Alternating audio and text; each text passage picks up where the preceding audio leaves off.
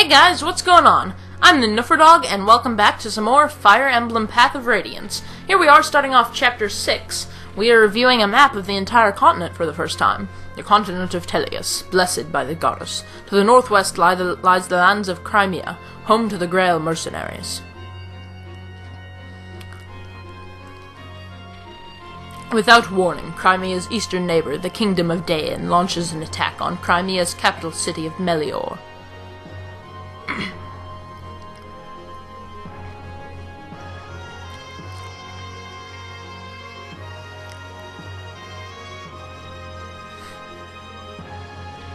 Ike leads a handful of mercenaries to Melior to confirm Soren's news of the attack. En route, they happen upon a young woman, unconscious but unharmed. Fearing for her safety, they take her to their stronghold. When she awakens, the woman gives her name as Elincia and lays claim to the title of Princess of Crimea.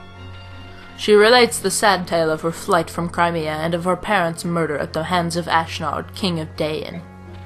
The Grail mercenaries answer Princess Elincia's plea for help and agree to escort her to the Kingdom of Gallia.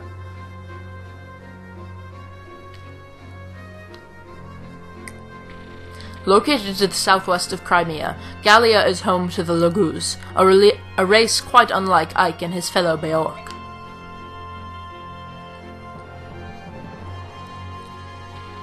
Crimea and Gallia have long struggled to overcome their differences. In recent years, the two kingdoms have done much to ease the prejudice between the Laguz and Beorc factions. Their combined efforts have forged a bond of trust and friendship that may yet overcome years of intolerance. Ike and company escape the Dain army, abandoning their longtime base. From there, they begin the long march toward Gallia. Their task clear and their destination far, they slip into an ocean of trees.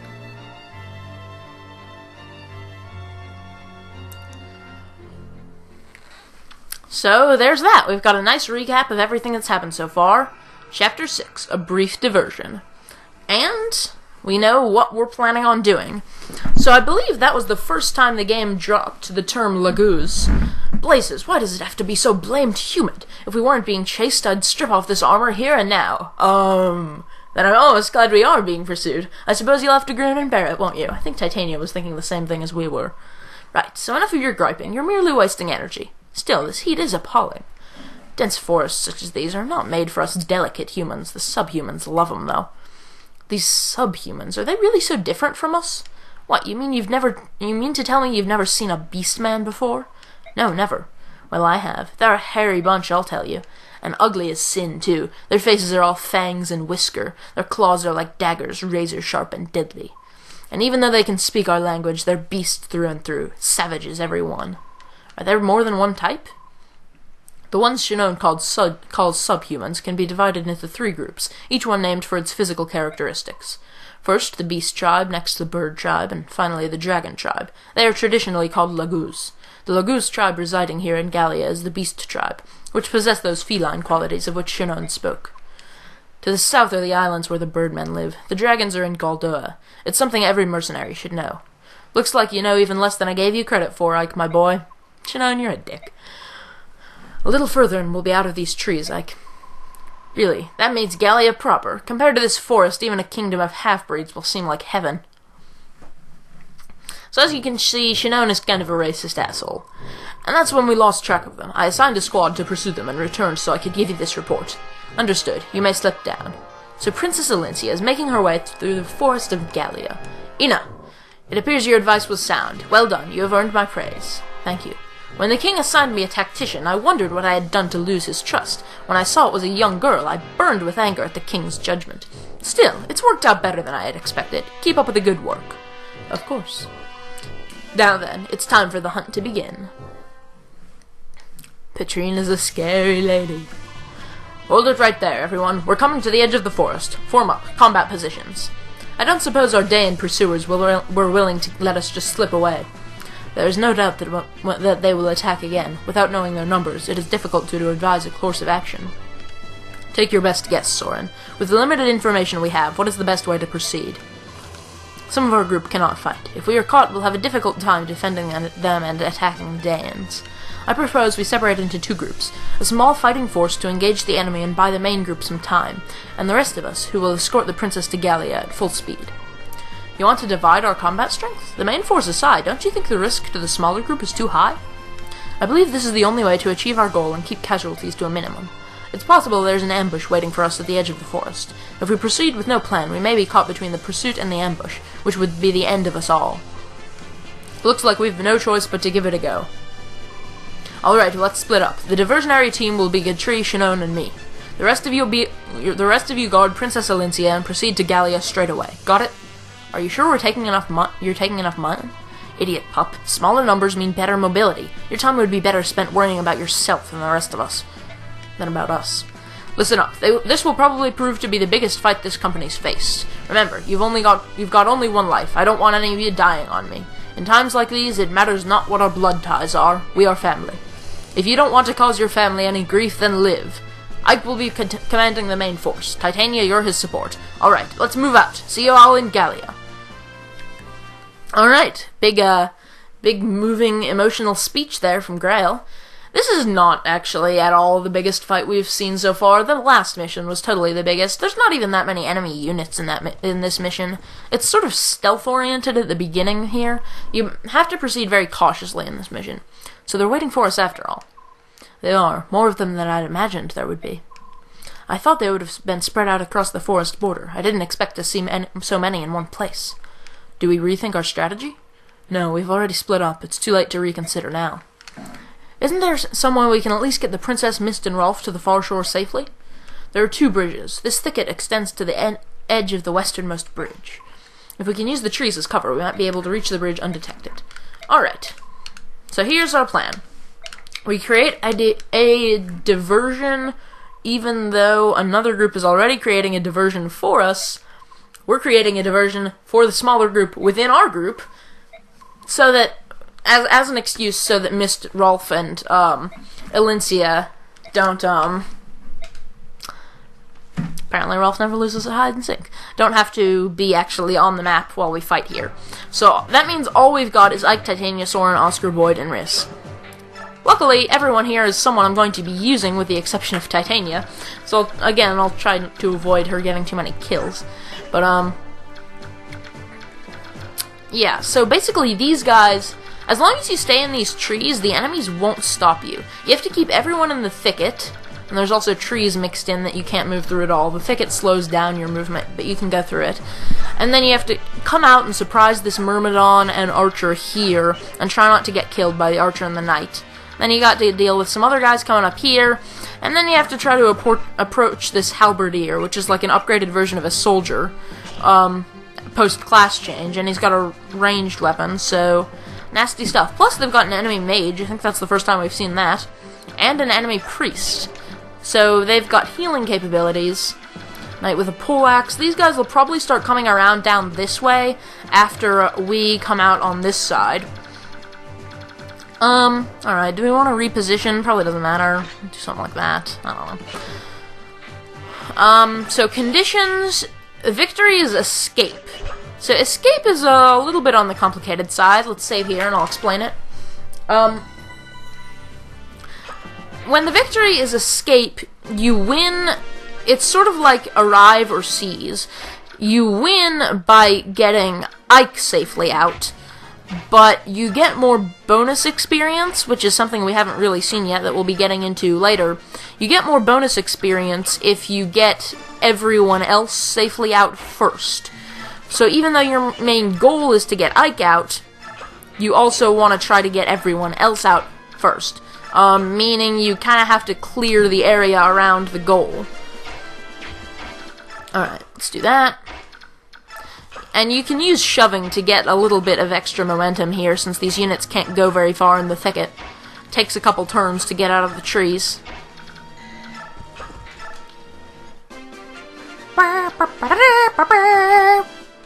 Oh, you can actually shove Boyd. That's kind of surprising, since Riss and Soren are pretty frail. Soren can't shove Ike. Alright, so then you want to position your guys up at the edge of the trees, Oh wait, that's the Myrmidon, not air. So that means we would want Oscar probably to come out and surprise the Myrmidon since he's just got a sword.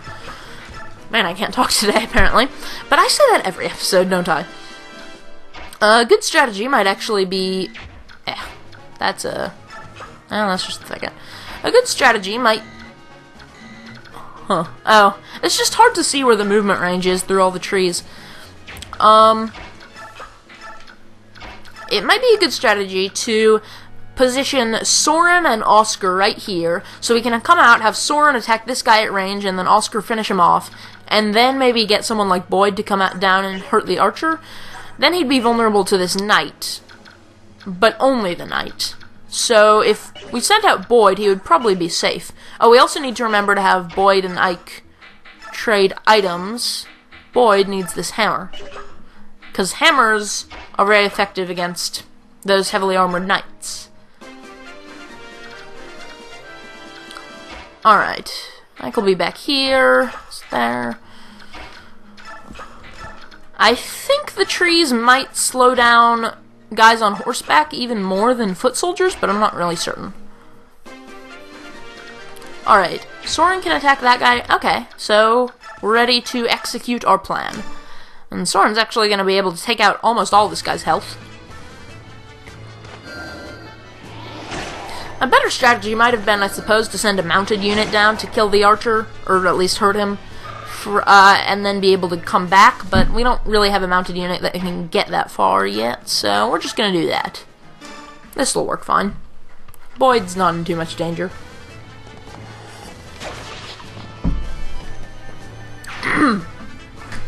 Alright, so how are you guys doing, my loyal Nufferdog viewers who may or may not exist? The hammer... I'm doing pretty well. I'm recording this at the same day as the last episode. The hammer's pretty heavy, so he doesn't have that great accuracy, and he can't double hit. So actually, I think I'm just going to go with the iron axe. Better accuracy, and if he double hits and hits both times, you might actually be able to kill the guy. Nice!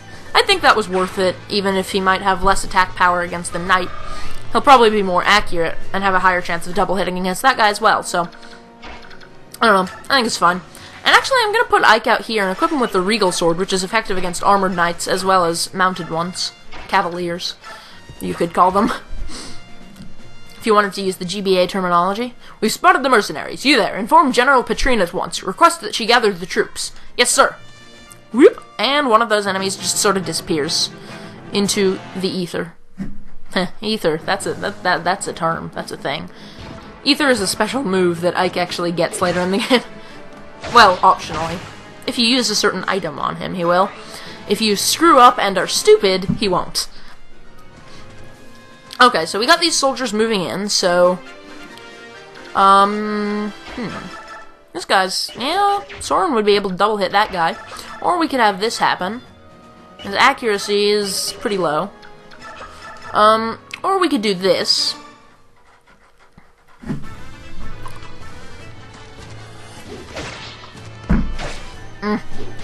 Well, he got hit, but he only took a few damage. Fighters like Boyd may not always have the best defenses, but they have a lot of HP. So, yeah, strength and HP are pretty much his strongest suits here. Although his speed and skill aren't too bad. I mean, he's a melee unit, so he kind of needs those things, but they're not as good as on someone like a Myrmidon or Ike, any sword user. Because swords are typically the fastest weapons and most accurate, while axes are the slowest. Alright, so we killed the knight, because those guys do tend to have low resistance. I think I've explained that before. I don't know, this might be the last time I do one mission per episode. Or maybe not, I don't know. Ike's HP is a little low. Let's send Oscar down here. Can he move there and then back? How many spaces is that? 1, 2, 3, 4, 5. He has 8 movement range, so he can indeed do that. And looks like this will work out in his favor, even if he won't kill the guy.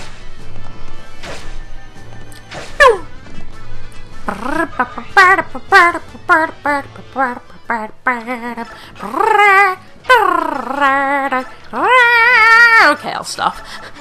I don't know. I find the music in this game pretty catchy. I've had the main theme of Fire Emblem with like the Latin vocals and everything, like the version in Smash Bros. Brawl. I have had that song stuck in my head for like a week. It's ridiculous. Because I'm just like fanboying out over Fire Emblem stuff, because there's just so much exciting Fire Emblem stuff happening. I'm not sure I even knew Fire Emblem Awakening was a thing. I had heard of it, I think, when I first decided to do this LP, but I didn't really know anything about it yet. So that's the range. Might as well just put Oscar in there. He can counter the Steel Sword guy pretty well. Anyone else need healing? Boyd could use it more than anyone else. No one's desperate for it.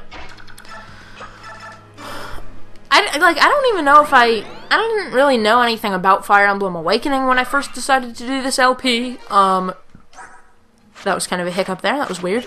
And I don't think I was playing... Yeah, I got the idea to start playing through the Sacred Stones again, because I had never beaten it the first time around, but I ended up restarting my file. But I got the idea to play that after, I started doing the practice run for the LP of this. So it's like this kind of kickstarted everything, but then there's also Fire Emblem Awakening out there, so there's just so much exciting stuff happening. I'm doing an LP of this, and then Awakening is coming out soon, it's just complete coincidence. And then I'm also playing Sacred Stones, because I guess I'm just in a Fire Emblem-y mood. So, you combine that with the fact that I hear people talking about Fire Emblem Awakening and whatnot on Twitter, that type of thing, because it's so exciting. You can kind of see why I would have the music stuck in my head a lot, I think. So again, we're kind of dealing with the same thing with that guy being in range, but... And I don't think either of these guys are going to move, because they're kind of the boss's entourage. But now we've got to worry about this guy. He's got a poleaxe, which is a special type of axe that is especially effective against horseback units. So we don't want Oscar to get hit by that, especially since he's also got a weapons triangle disadvantage. We could put Oscar down somewhere like this. That would put him in the range of the sword guy, but keep him out of the range of the knight or the cavalier guy with the poleaxe. That means we have to have someone else to counter the poleaxe guy, though. I think Ike will do that job. And we'll give him the regal sword, because that's effective against cavalry. And we're going to move these guys back a little bit. And Titania will just kind of sit there, because we don't really want her to get in battle, but she's kind of protecting the likes of Riss and Soren. But yeah, I think it's gotten to the point where I'm actually kind of annoying my friends with how much I'm just sitting there humming or singing the Fire Emblem theme all the time. Fire Emblem, okay. I'm done. I do like the soundtrack of this game as well. It doesn't have a vocal version of that song, though. And it figures that this guy would attack Ike, but with the regal sword, I don't think he's in too much danger. Yeah, there we go. He took some damage, but he's okay.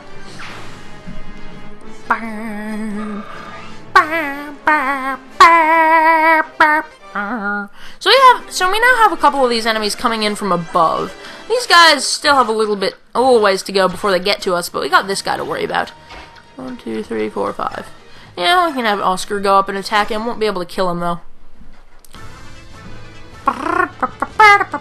Oh, yes! Critical!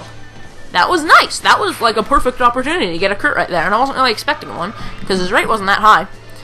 Because your regular, like, iron and steel sort of weapons don't have a very high critical rate most of the time.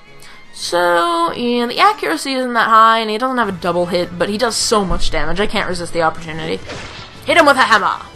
See, that worked pretty well. He took some damage, but worked out in his favor in the long run, I think. So this mage here has fire... No, he has wind. So that means... So there's... I think I've explained the Trinity of Magic before. Oh wow, that actually would work out in Soren's favor, but still wouldn't do that much damage. I think it'd be better to just attack him with a melee unit like Ike. Because we can do this. See? Soren is good at killing knights. Things like paladins, I don't know if it's that good when they're still cavaliers, but paladins actually have somewhat decent magic resistance. So, Soren might not be so good at killing mounted knights, but he is good at killing armored guys. And just regular soldiers don't have very high res either. Anyway. So yeah. I figure these guys probably won't move, but just in case, I'm gonna park someone like Titania in front of Soren to protect him. And then Ike's gonna come down here and kill this mage. He doesn't need the regal sword for that. Can he double hit with a steel sword? Yeah, he can. I'm using heavier weapons to help him increase his skill more. I have a tendency in pretty much all games to want to use up the less good item before I move on to the better item. Like, I always want to, you know, fully use up my iron sword before I progress to the steel sword and that type of thing. But in Fire Emblem, that's not really practical. Because you're actually more likely, once you get later in the game, you're actually more likely to have excessive numbers of weapons than you are to have too few weapons. Especially since there's like a feature that lets you make custom weapons and all this stuff. So I'm going to put Titania out here. That'll protect Riss. I mean, I don't think that guy's going to move anyway. So we'll equip the hand axe in case he does try to attack her with a javelin. But yeah, he's not going to move, so Riss wasn't in danger. Alright. Now we gotta deal with these guys, and there's also this random priest just sitting back here. These guys really don't have their strategy very well together, so we're gonna move guys back and kill him. He has a javelin, but eh.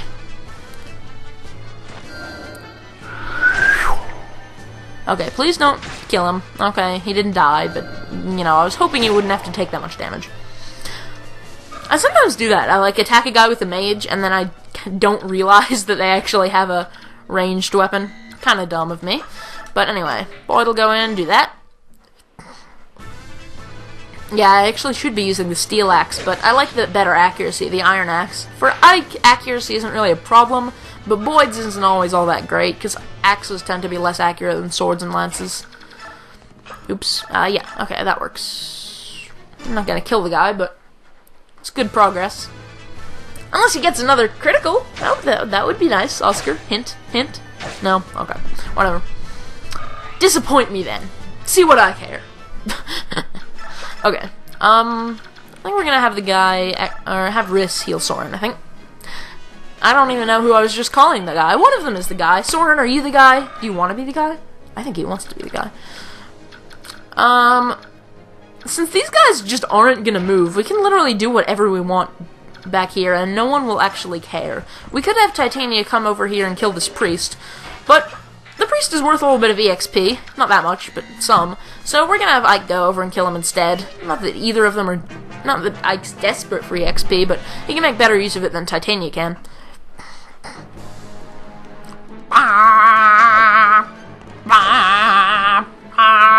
Was I saying something? I'm just... You know me. If you've watched any of my videos, you know me. My train of thought is terrible. Okay, so I've pretty much killed everything that is remotely threatening, aside from the guys sitting down there by the boss. Ike's gonna take care of the priest, so no heal for you. And we're good. This might be the last mission that I do in all one episode, because the next mission is a... I think it's the next mission is a defending mission. Sort of like the last one we had, and it can last a bit longer. Boyd might be useful here. He's got an axe, and these are all lance guys. We're gonna have Riss heal Oscar, though. He's lower on health. And Soren could be useful for attacking from a distance, but the boss has a short spear, so he could actually attack Soren and kill him, potentially. Probably not, but you never know. We've actually reached the point where they literally do nothing. Oh, they all have javelins or short spears. That kind of sucks. We've literally reached the point where none of them do anything in the enemy phase, and they just wait. So this is gonna happen because javelins, they're useful because you can throw them, but they're not really that great of weapons. So even though he's at a weapons triangle disadvantage, with his higher level, I was just able to go and kill the guy. He don't even give a crap. Alright, Boyd. How would you fare against the boss? Bosses are one... Oh, that would cause the enemy to double hit. Bosses are one time where it's okay to do things like use Titania. Would Riss be able to get... Yeah, I'm just gonna have Boyd attack this guy. Yeah, that's a bit safer than the boss. And then once the boss is all by his lonesome, we'll see how we want to deal with him. And then we'll be more free to just sort of attack him with whoever and not worry about anything else other than the boss. Broom, broom, broom, broom.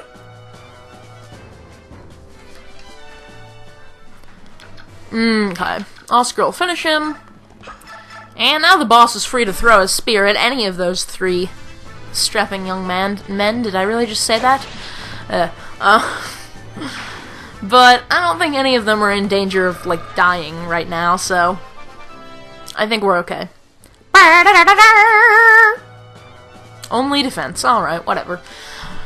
Oscar's still cool. He's got plenty of levels left. Actually, we could move Oscar out of the way, but, you know, he has got the most HP, so it might be worth it to actually distract him from... Oops! Ah! I didn't mean to hit A that last time. I actually wasn't going to attack. I was just going to sit Parker there and just wonder if the boss was going to attack her or one of the weaker characters. But I accidentally attacked the guy. Okay, whatever. Now he's weakened. Now any of the other guys can probably take him out. Risk, go up and heal Boyd.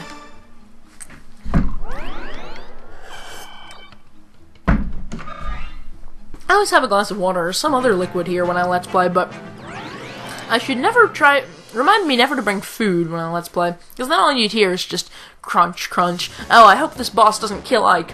Crunch, crunch. Oh, well, we're gonna move this guy here. Crunch, crunch. Bad voice acting. Crunch, crunch. Fire Emblem Awakening. Crunch, crunch. Okay, you get the idea. Ike's health is a little bit low here. Let's try Boyd. See if Soren could do this and not die. Well, he's got a guaranteed shot at doing some damage, and the boss wouldn't be able to kill him, so might as well try it. He might get hurt, but we can have his... I'm sorry I just made that noise, but this is a critical. That was awesome. Thank you, Soren.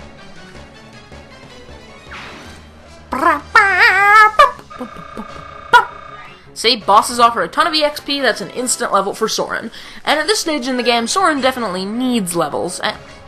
Only speed up again? Come on, Soren's level ups. And he gets a short spear they can't use, and he already had an iron lance that he can't use. Fun. Alright. Ike's gonna stand here, and we're gonna have everyone else gradually flee. Titania goes on ahead, Boyd goes on ahead, Oscar goes on ahead. Yeah, the tutorial hints that you can get some sort of prize or bonus if you have everyone flee before if everyone else escapes before Ike does. So that's what I'm gonna do. And I think that prize is in the form... You don't get, like, an item or anything, so I think the prize is in the form of bonus experience, which we'll finally be able to get into, like, next mission or 2 missions after. Soren's gonna escape. Rhys is gonna escape. And we will send out Ike.